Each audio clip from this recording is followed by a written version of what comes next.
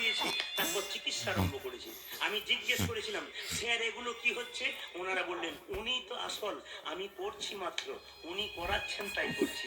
এত বড় London ফরের doctor যদি এত বড় কথা বলতে পারে, সবচাইতে লজ্জার ব্যাপার আমাদের সমাজে MA পাস করলে হাত তুলতে পর্যন্ত লজ্জা করে। এদের দেখে শেখা উচিত ওরা কি করছে আর আমরা কোন জায়গায় পৌঁছাচ্ছি। মেয়েদের পেটে বাচ্চা থাকলে 3টে নিয়ম পালন করলে বাচ্চা ভালো হয়। কে বললেন? অনুকূল ঠাকুর। প্রথম নিয়মটা কি? যে মেয়ে বলবো না, বাদ দিয়ে বলে দিই। প্রথম নিয়মটা কি? পেটে বাচ্চা থাকলে সেই মেয়েটা প্রত্যেকদিন মন্দিরে প্রণাম করে বারবার বলবে, প্রভু ছেলে হোক আর মেয়ে হোক যেন কৃষ্ণ ভক্ত সন্তান হয়। ভক্ত প্রহ্লাদের মা কয়াধু, তার বাবা ছিল হিরণ্যকশিপু, যুগ যুগ ধরে অন্যায় করছে, কিন্তু মায়ের জন্য কৃষ্ণ ভক্ত সন্তান পেল কেন?